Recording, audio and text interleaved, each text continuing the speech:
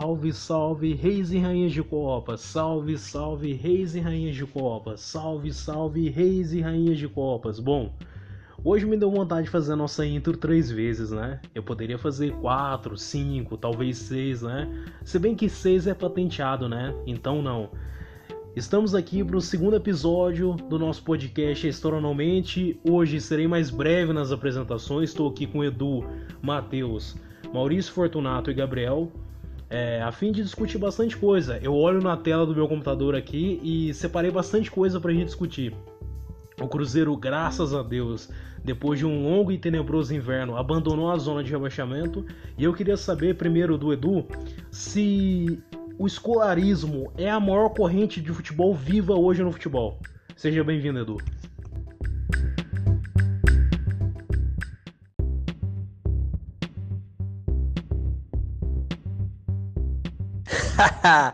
Muito obrigado, César. Estamos aí novamente. A todos os ouvintes. O escolarismo hoje é a nossa religião, a maior vertente no futebol mundial.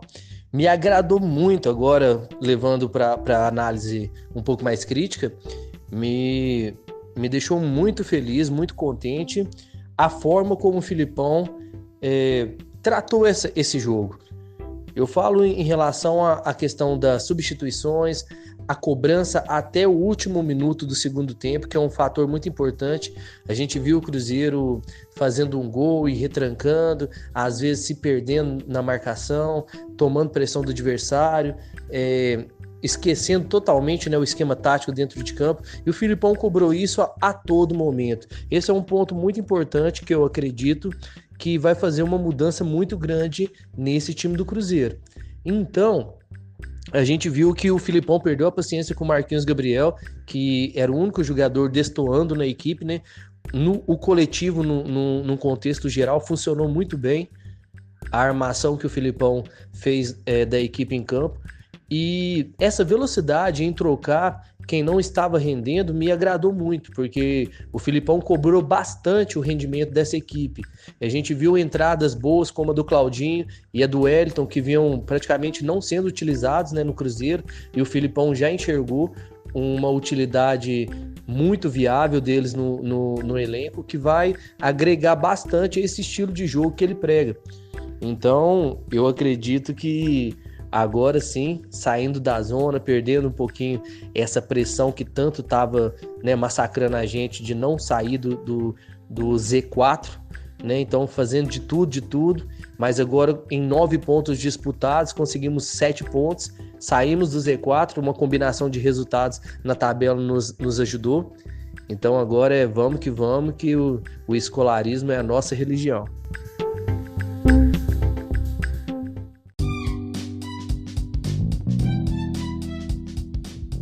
Perfeito, Edu. Gabriel, o Cruzeiro, graças a Deus, conseguiu vencer o Paraná, um adversário que até na Série A o Cruzeiro tinha várias dificuldades. Venceu na noite da sexta-feira por 2-0, um jogo até bem tranquilo, né? Eu imaginei que o Paraná daria um pouco mais de dificuldades ao Cruzeiro e acabou não acontecendo. Gabriel, eu queria saber se o jogo de sexta-feira à noite deu algumas sugestões pro Filipão montar, como que ele vai montar o time dele, como que vai ser e tal. Você viu alguma coisa que a tendência é que seja aproveitada daqui pra frente?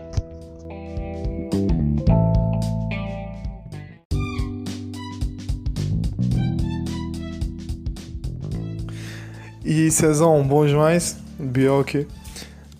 Cara, graças a Deus deu nós, não? Tava precisando demais dessa vitória, né?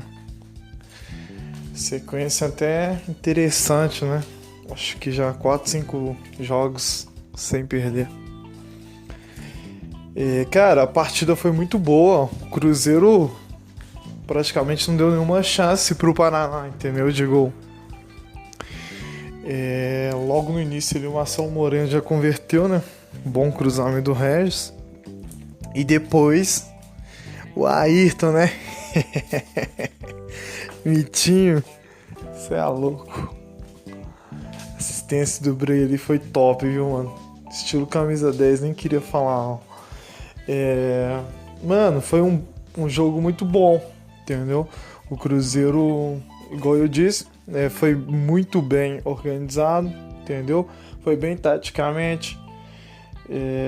Poderia ter feito mais um, entendeu? O único ali que não me agradou mesmo foi o Marquinhos Gabriel, né, cara? Seja normal já, entendeu? Mas de resto, pra mim, todo mundo foi bem, todo mundo foi ok, entendeu? Foi uma partida muito boa do Cruzeiro. Em relação ao time que eu acho que o Filipão vai usar daqui pra frente, então, cara, eu acho que não vai fugir muito disso, não. Entendeu? Eu acho que o William Potker tá chegando aí, mas eu acho que ele deve pegar um banco pro Marcelo Moreno. Depois que o Marcelo Moreno fez esse gol, ele não sai tão cedo. E pela esquerda, cara, eu acho que a dúvida tá mais na esquerda mesmo, né? A ponta esquerda ali. Eu acho que o Bray vai pegar essa vaga aí, viu? Acho que vai ter essa dobradinha que nós tá querendo do Matheus Pereira e o Bray. Entendeu? E o time deve ficar mais ou menos isso, né? Eu acho que, na verdade, tem duas dúvidas, né? Pelo menos eu acho. Na esquerda, né? Na ponta esquerda, ou na ala esquerda, e o primeiro volante ali, né? Eu acho que a vaga deve ficar com o Ramon mesmo, né? De primeiro volante. Eu preferi o Adriano, mas ok. O Ramon também não compromete, não. E na ponta esquerda ali deve ir o Bray mesmo, cara. Entendeu? O Bray tá bem, velho. Não tem jeito de falar que o cara é ruim ou algo do tipo. Pelo menos ofensivamente, entendeu? A gente não tem nenhum melhor do que ele ali hoje. Entendeu? Então é ele mesmo, né? Mas eu acho que é isso mesmo, né? Vai ter essa briga aí do Bray e o Arthur Caí, que eu acredito, pela ponta esquerda ali. E essa briga dos volantes ali, entendeu? Ramon e Adriano, zagueiro e volante no caso, né? Mas é isso aí, Cezão. Tamo junto, é nóis, filho.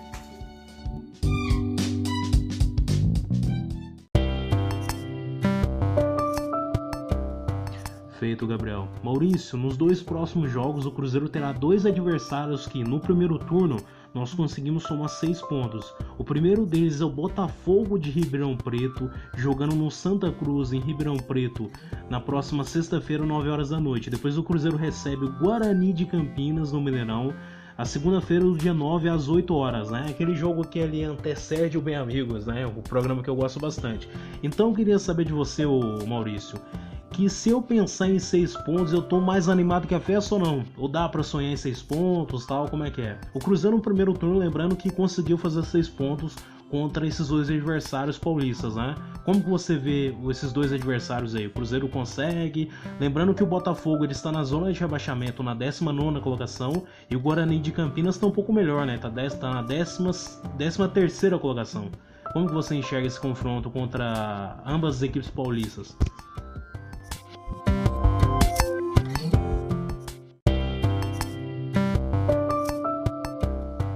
Boa noite, salve para todos.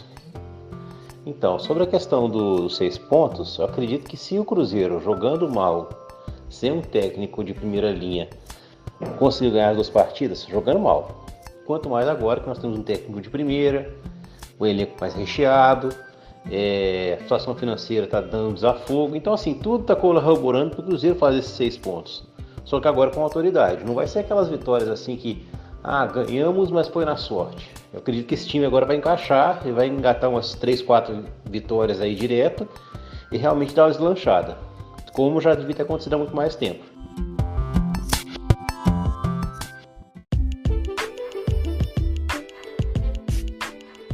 Chegamos em um dos momentos mais alegres aqui do nosso podcast, que é enfim poder falar de outra vitória do Cruzeiro. O Rei de Copas bateu o Paraná Clube na noite da última sexta-feira por 2-0, gols de Marcelo Moreno e o grande Ayrton, né, que já tá me iludindo, já tô pedindo a Ayrton na seleção brasileira, diga-se de passagem, como diria craque Neto. E eu queria saber de você, Matheus, como o Cruzeiro construiu o seu placar de 2-0 e o Paraná me surpreendeu bastante, tá? Eu achei que uma equipe que ocupava naquele momento a 5ª colocação estabeleceria uma espécie de reação maior ao placar que foi construído pela equipe do Cruzeiro. Como que você viu o jogo, aspectos positivos que podem ser à tona do trabalho do Filipão e aspectos negativos também? Seja bem-vindo, Matheus.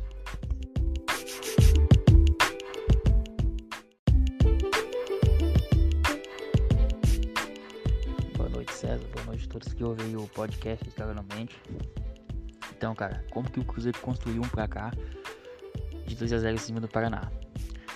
Acredito eu, tenho certeza que na opinião da maioria que estão ouvindo, é a evolução tática, né? A questão do padrão de jogo que o Filipão, em pouco tempo de treino, está conseguindo implementar no elenco.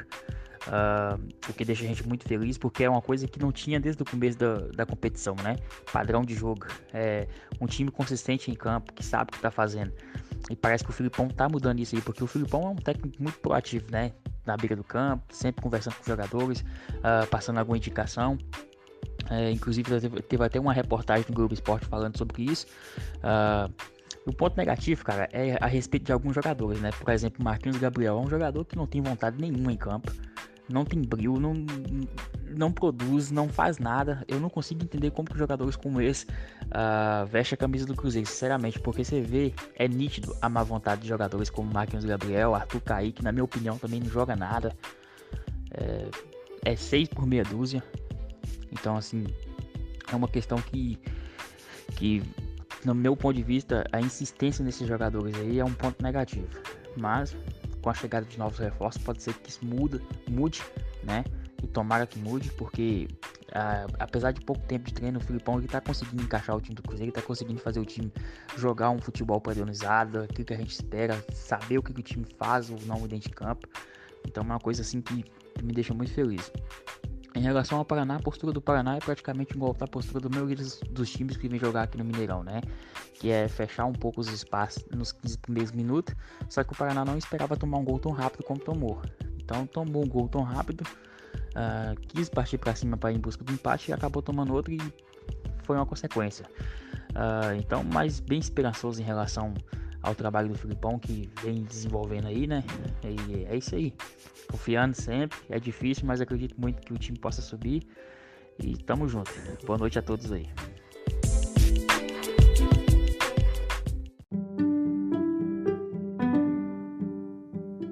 E aqui no podcast A História Não Mente, nós temos um momento do ouvinte. Se você também quer participar aqui conosco, basta mandar uma mensagem na nossa página do Twitter, dizendo que você quer participar aqui conosco e o tema que você quer discorrer, tá? Que nós colocaremos você no ar. O escolhido da vez é o Fábio, nosso ouvinte da Bahia, que ele quer falar sobre a negociação do Maurício com o Internacional. Fábio, seja muito bem-vindo e se apresente.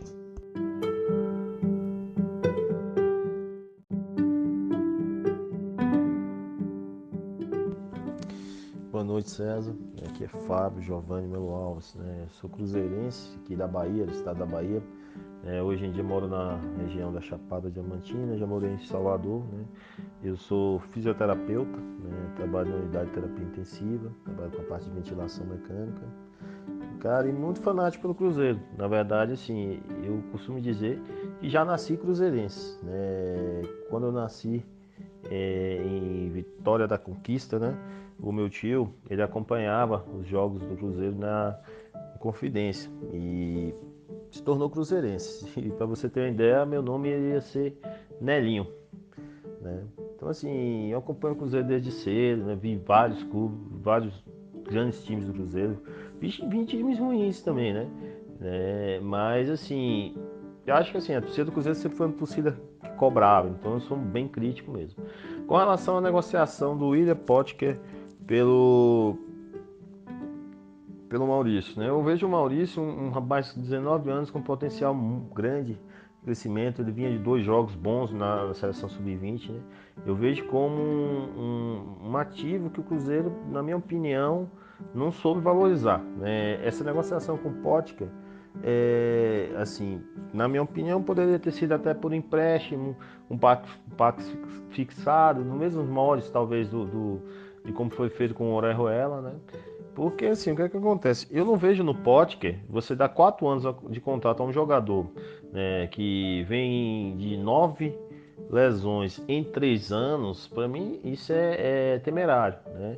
A gente de 9 lesões musculares, né? Já foi o Inter, tentou fazer um reforço muscular com ele no início do ano, mas não obteve êxito, ele teve uma nova lesão, né? Não sei, pode ser uma questão, né? A gente na fisioterapia também tem muito isso, a questão às vezes de tipo de fibra de cada jogador, entendeu? A forma como ele joga, aí assim, pode ser uma questão genética e tal.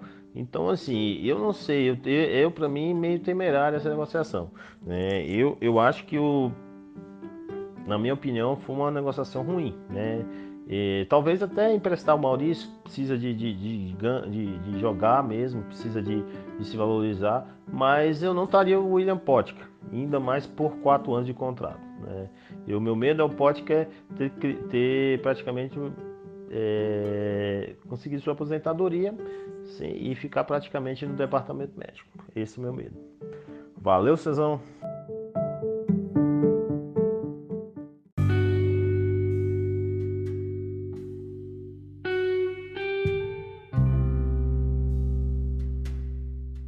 Sacramentada a negociação que leva o atleta Maurício à equipe colorada, o Cruzeiro, por sua vez, recebe o atleta William Potker, de 26 anos, que pode atuar primordialmente como segundo atacante e pode também fazer o lado do campo, né?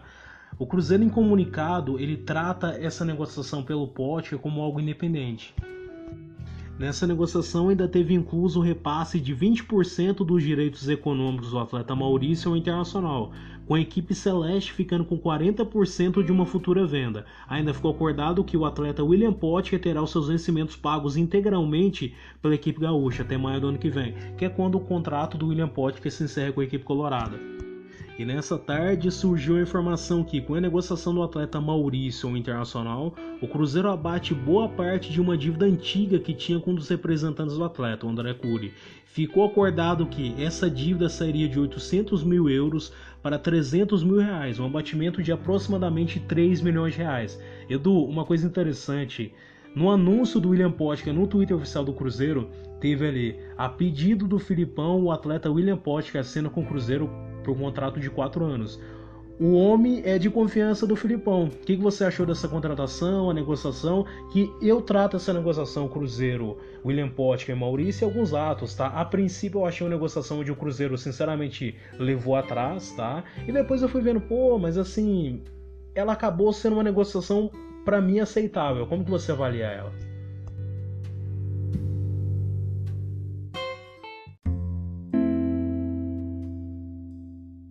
Então, grande César, eu fui totalmente contra no início das tratativas dessas negociações envolvendo Maurício Potker, porque acredito muito no futebol do Maurício. É um camisa 10 da seleção sub-20 de base, um menino muito promissor que vem se destacando bastante na seleção brasileira sub-20, e eu acreditava que ele teria um futuro melhor e também maior no nosso clube.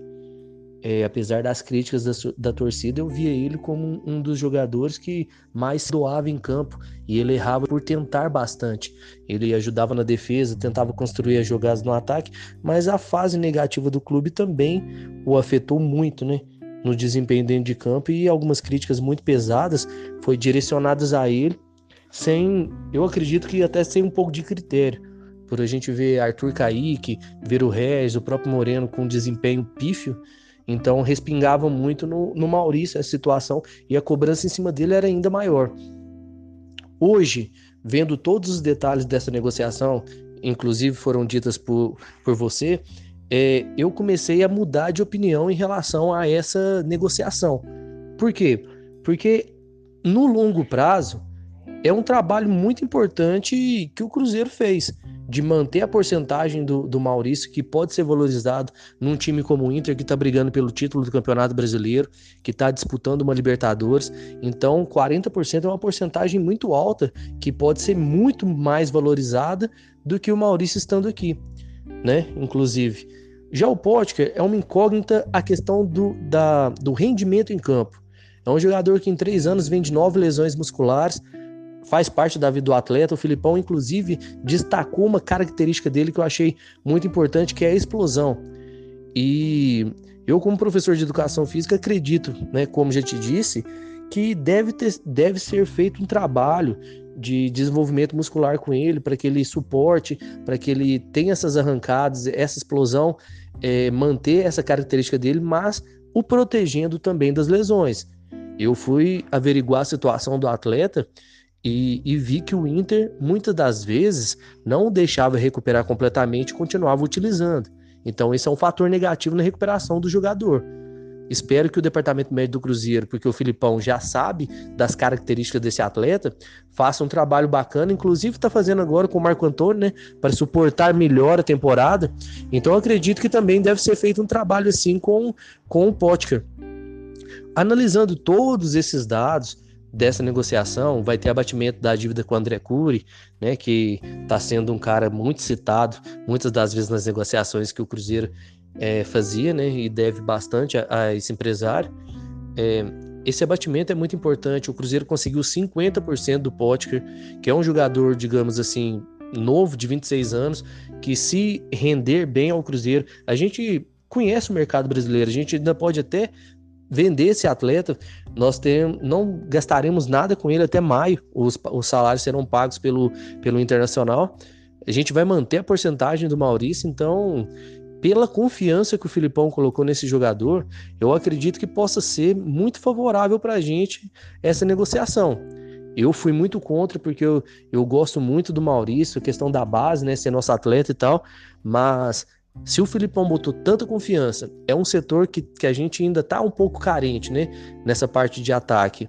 Se o Potker jogar bem pelo Cruzeiro, esse negócio irá se tornar ótimo para o nosso clube.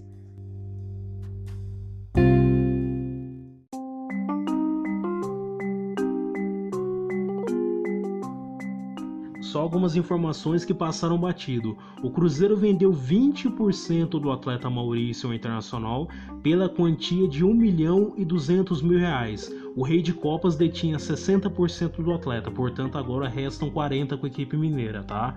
Com essa negociação, o Cruzeiro fica com 50% dos direitos do atleta William Potker.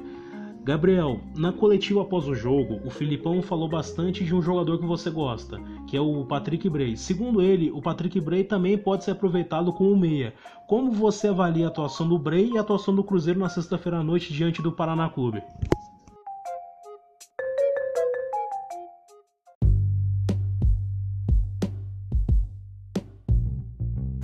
Então, Cezão, em relação ao Potker e o Maurício, cara, essa negociação aí, tô ligado que tem bastante gente chateada. Mas assim, eu penso o seguinte, cara.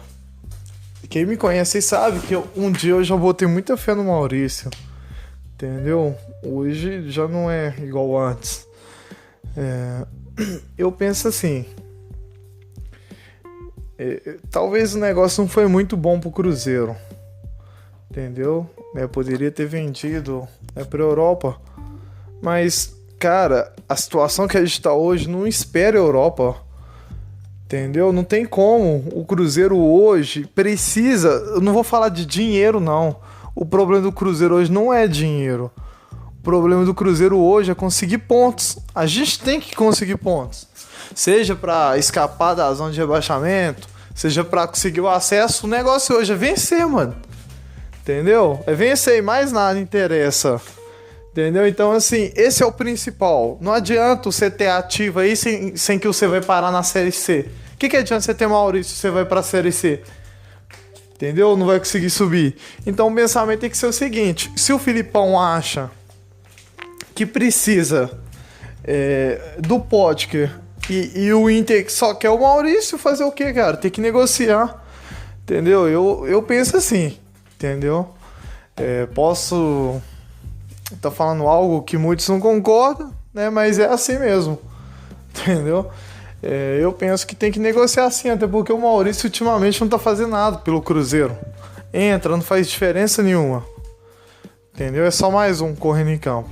Entendeu? Então, infelizmente, cara, a situação que a gente tá, a gente não pode ficar pensando, é ativo. Ativo não, mano.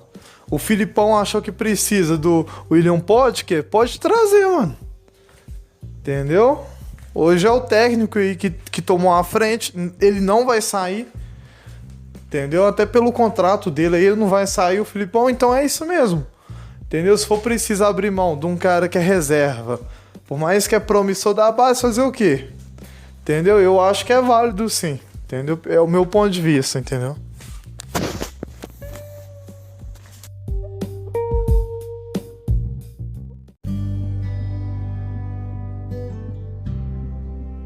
Pois bem, eu disse mais cedo que essa negociação se torna aceitável ou compreensível, mas ainda não é ideal, tá? Eu vou contactar o Maurício, que é um cara que bate bastante na tecla que o Cruzeiro tem que parar de negligenciar a sua base e começar a usar ela com um pouco mais de regularidade, né? Coisa que não vem fazendo nos últimos anos. Maurício, como você vê a negociação do Cruzeiro pelo Potker e se faz parte de uma cultura do Cruzeiro negligenciar a sua base ou um clube que é incapaz de desenvolver os seus próprios atletas e tem que deliberar outro clube para fazer isso e para vender bem no mercado? Como que você avaliou tudo isso aí?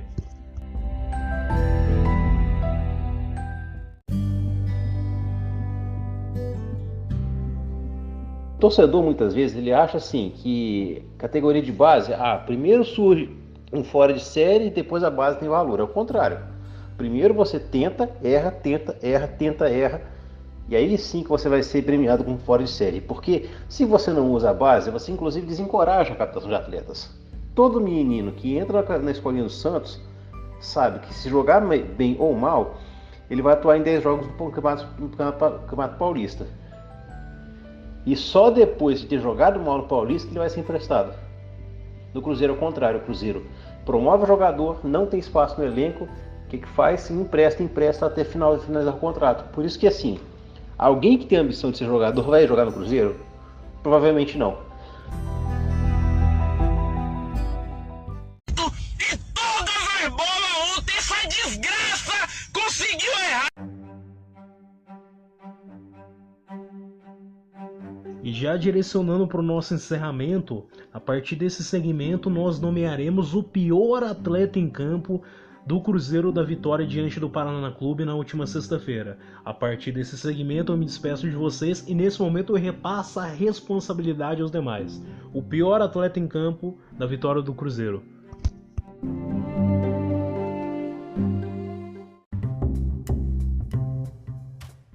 Então, né, meus caros telespec, o pior atleta em campo com certeza foi o Marquinhos Gabriel. Inclusive, compartilho dessa opinião com o próprio Filipão, que ficou putaço com a apresentação quase que medíocre, né, desse atleta de meio campo.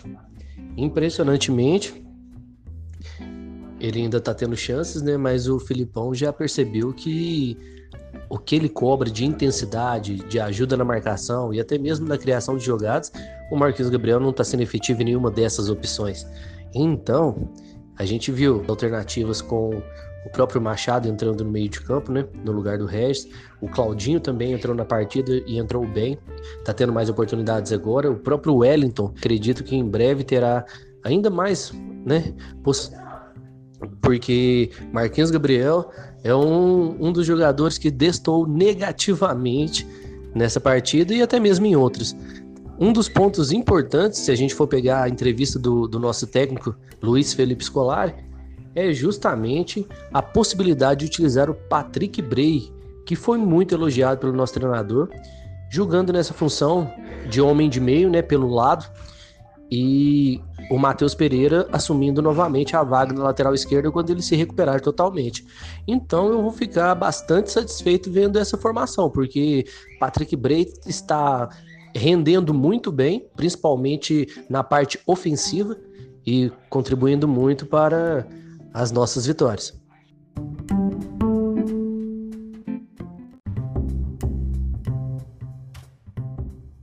Nó, aí você me pegou com essa pergunta difícil aí, viu, César? Cara, Marquinhos Gabriel sem sombra de dúvidas, viu? Marquinhos Gabriel, eu já dizia antes, hoje ele não tem recursos pra ajudar o Cruzeiro, cara. Entendeu? Não tem mais velocidade, entendeu? Demora pra pensar, demora pra agir. Peca muito na tomada de decisões também. Então, hoje não dá. Marquinhos Gabriel não dá. Entendeu? Espero que não seja titular mais, porque o Filipão já insistiu nele aí em 2, 3 jogos já. Titular, que esse cara não fez nada. Né? Muito pelo contrário, até prejudicou o Cruzeiro aí ofensivamente. Então, é o Marquinhos Gabriel mesmo. O famoso Messinho Gabriel.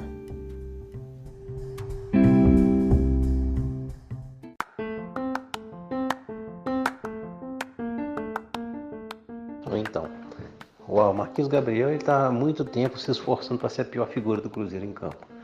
Isso não é de hoje, não. Isso que, obviamente, se o cara voltou, não teve espaço no Atlético Paranaense porque o futebol dele não estava rendendo. O Marquinhos Gabriel é um caso engraçado, assim. É um jogador que só se sustenta, só tem espaço no meio do futebol por supostamente ser um jogador tático. Porque criatividade ele não tem e não é tão rápido. Então, assim, se ele taticamente não ajuda, ele fica uma figura nula. Simplesmente isso.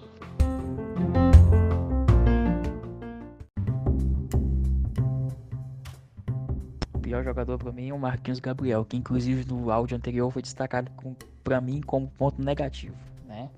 A insistência no jogador como o Marquinhos Gabriel, que ele, enquanto ele for titular, ele vai continuar sendo sempre o pior em campo, porque ele não consegue produzir, não faz nada, é um jogador que não agrega em nada, não tem vontade. Parece que joga mais do lado do adversário do que do lado do Cruzeiro. Enfim, pra mim foi o pior em campo, e se continuar sendo escalado como titular, continuará sendo o pior em campo, tenho certeza absoluta.